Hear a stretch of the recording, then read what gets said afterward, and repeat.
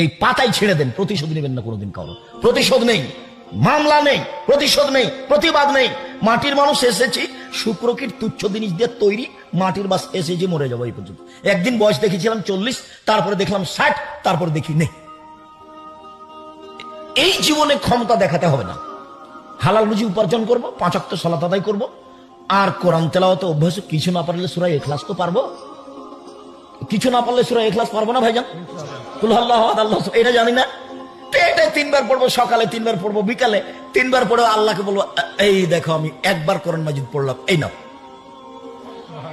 আমি কোরআন মাজিদ পড়েছি, প্রমাণ হয়ে গেল। এখন আমি কাজ করে খাবো, দিন মজুরি করে খাবো, বুকে বল নিয়ে খাবো, আর একজনের সুনাম করে অমুকের চরিত্র ফুলের মতো পবিত্র। আল্লাহ ফালাফির কোনো শেষ নাই।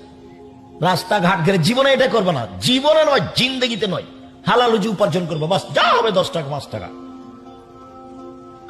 ব্যবসা বড় থেকে বড় করেন, 4টা ভাবে খাওয়া যায়, রুজি উপার্জন করা যায়। একটা জমি চাষ, এটা হলো দিন মজুরি, এটা হলো চাকরি, চাকরিও দিন মজুরির অন্তর্ভুক্ত।